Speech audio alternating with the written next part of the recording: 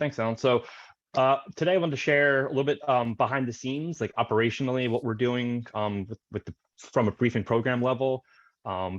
We have so many different locations that we're managing, and to Junko's points about all different customer engagement types and different locations and room management, it was really difficult, managing from a room level perspective of the different locations. Like we support briefings at our primary briefing centers that the briefing program owns, to innovation centers, which is actually owned by a different team under Verizon, and then we have labs, and we also support offsite locations at customers' fields or some of our offices throughout the U.S. and across the globe.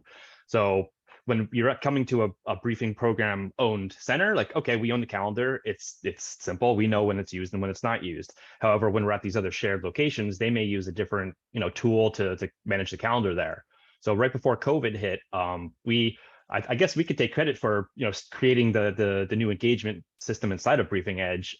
We went to them and said, hey, we want to have different programs using a single calendaring system, and we moved the innovation centers over to this system. So when a briefing does come in, you can pick what you want to do from a program level. Like I want to have an EBC, or I want to have an innovation center session, and then it gets routed properly to the right team. So at the end of the day, the registration process is using the right room, and we're all booking everything accordingly, because the innovation centers in the labs, they're completely different teams, like I said. So they're doing a lot of innovative stuff with partners, entrepreneurs, still customer engagements, but not necessarily counting as what we call briefing credit. Like it's not an EBC. However, we still have to want to support them from a program level and from a room management system. So it was a whole lot of challenges,